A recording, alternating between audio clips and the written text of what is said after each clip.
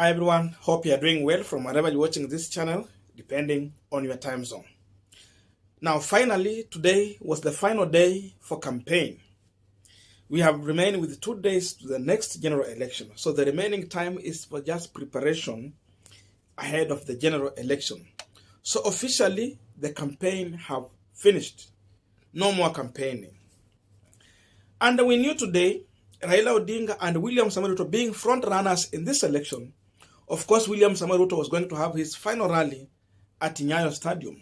Kula alitatizika sana, but finally he was given a chance by the court. And of course, we knew Railaodinga was going to have his final rally at Kasarani. That has happened. But what has shocked my attention is the number of rallies William Samoei Ruto has rushed today on the final day to have within 1 day, knowing that, or after realizing that he is no longer going to campaign anymore. Actually, Ruto has had 6 events today. He has covered 6 events on the final day. But Railaodinga had just 1 strong event at Kasarani. Because in the morning, we saw William Samoei Ruto, number 1, having media briefing at Karen. It took almost 1 hour. That is number 1. Number 2, Ruto, after the rally, the meeting in the morning, he went to Nakuru County. That is in Rift Valley, where he's coming from. Alikuwa mahali panaitwa Mahimayu. And after that, Ruto had a meeting with the election observers. Hiyo tuweke kando, sio rally. Then after that, Ruto had the Nyayo rally in Nairobi County, Nyayo Stadium rally, where he was supposed actually to have just the final event. But after that, Ruto now rushed to Kirigiti, that is in Kiambu County. So again, he rushed to Kiambu.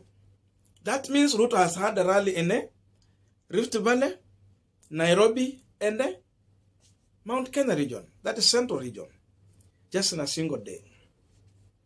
And the question we are asking ourselves on this Punchline today, why rush to have such kind of rallies on the last day of closing election when he had enough time to campaign because he started from 2017? Why now? That is what we want to try and answer on this Punchline today. But before we go deep into that, just a quick request. You might be watching this channel, but you're not yet subscribed, so my humble request, please consider subscribe so that another time, once I release a video like this one, you will get notified. Again, to all our channel subscribers, I must say thank you so much for your unconditional support. Again, I'm requesting you to give this video a thumbs up so that YouTube can recommend our videos to more viewers. Back to our discussion. Now, we are going to create enough time just to go deeper on William Ruto's last rally and Raila Amolo Odinga. Just to go deeper in comparison or giving our views as far as their last rally is concerned. Because you know what you speak at last or what you do in the last minute can either help you to gain more or even lose what you have built for the whole campaign season. Now, our issue here is about William Ruto. 2 major rallies, Nairobi, all of them in Nairobi, Kasarani and at Nyayo Stadium. That is what we expected. But we have seen mambo ya ajabu. Mikutano 5 on a single day versus 1 rally. Raila Odinga had just 1 event, a comfortable one, because he was around the country. He has met everyone he needed to meet, whether it's in Western, whether it's in the Nyanza region, whether it is in the Central region, whether it is Lower Eastern, whether it was Coast region, everywhere in this country. He had gone day by day. Like in Western, he covered Western and the Nyanza. You see? Then he gets to those other areas comfortably, time by time and blow by blow. But William Ruto, despite having campaigned from 2017, 5 years campaigning, Still, he found that he has not sold his manifesto. He wants to sell on the last day. Why? In my view, William Ruto is sensing a defeat in this election. That's why William Ruto is not comfortable that what he has done during the campaign season, according to the IBC calendar timeline, he's thinking that it is not enough. He is not comfortable that he has convinced Kenyans to vote for him. There is a lot of anxiety in William Ruto's camp. It's like they are saying they are losing this election. That's why they don't trust what they have done for the last 4 or 5 years. If Ruto was comfortable that he's going to win this election, then what is the problem? Because he had another time in his calendar that he was going across the entire country, area by area. So today he just needed to have one single event, comfortably to address Kenyans on the last day and give his last remarks as far as campaign is concerned. Very comfortably. But for rallies, on the last day, different events, media briefing. Is he serious? Why anxiety? Why not comfortable? If you look on railaodinga, how he has addressed people comfortably at Kasarani, Raila has confidence in this election. William Ruto has lost confidence. That's why he's still moving from area to area, region to region. Even tomorrow, even tonight, he might be thinking on how to campaign. Campaign ilikuwa zimeisha mapema tu. Lakini 1 hour ago, Ruto has been in Mount Kenya region campaigning. Already he is breaking the IBC rules of campaign. What was Ruto doing from 2017, 2018? What is this thing that he has never sold to Kenyans that he wants to sell today on the last day? Is Ruto learning defeat in this election? Is it true what we have been told in the opinion polls that we have had several here, that Ruto is going to lose and sensing defeat, he's using the last day to reach out to everyone and to convince them? Ruto is telling us that he did not convince Kenyans to vote for him, and they want to use the last day to convince them. Is Ruto telling the electorate that he did not light fire enough to burn within these 3 days among his supporters that he is expecting them to vote for him? Hakuwasha moto wa kutosha uendelea kuwaka throughout the remaining time. He did not put enough oil in his support base to continue burning the light for the remaining time until the voting day.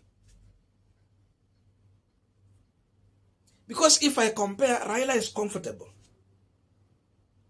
Mafuta ameweka ya kutosha. There is enough oil to burn until the election day. Raila is comfortable that what he sold to the electorate, they have assured him on their vote.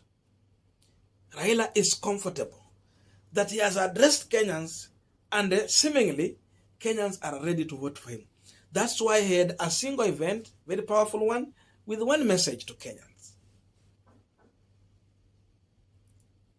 This was the time just to assure the electorate. And the people were glued to their screens. Kama ni simu, kama ni computer, kama ni laptop, kama ni TV, kama ni kwa radio, walikuwa wakisikiza. There was no need for rushing here and there. Press briefing as if everything is lost. So, for those who are doubting, the doubting Thomas, Ruto is showing a sign of defeat. Ruto is telling us that IBC did not give enough time for campaign. Ruto is telling us that he has not had enough time to campaign. And even this last day is not enough for him. Ruto is telling us that he did not convince Kenyans enough, that he needed more time to convince the electorate. Why go back home? Just be in the town and meet everyone. Does Ruto mean that his supporters are not in the city? They're in the village. That's why he had to go to the village to meet them. Or what message is he sending to the electorate? So in my view, what we have seen in William Ruto's campaign is nothing other than sign of defeat. He is not sure. He's not comfortable. He's doubting. So these are signs of defeat. These are signs to show that he's not sure. And he's learning that maybe he has made a lot of blunders here and there. And you cannot use the last day to correct blunders. There was enough time to do correction where necessary. Yesterday, actually, the last week was enough to kwa diary yake to plan how he's going to go about it. But why plan to have 4 events? Did he plan it to happen that way, or it was aftermath?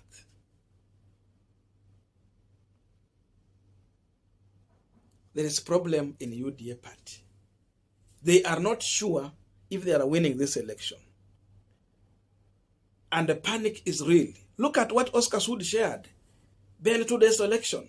And it has ashamed them. It has backfired to an extent. Sudi was forced to delete the opinion poll on his Twitter. I don't think if they are going to commission another opinion poll, they will not. So to me, I see a loser versus a winner. The line is drawn, and we are just about to see it happening on ballot. I don't know what to think about this, but that's my view. Otherwise, thank you so much for listening to me up to this far. May good God bless you, and see you in our next video.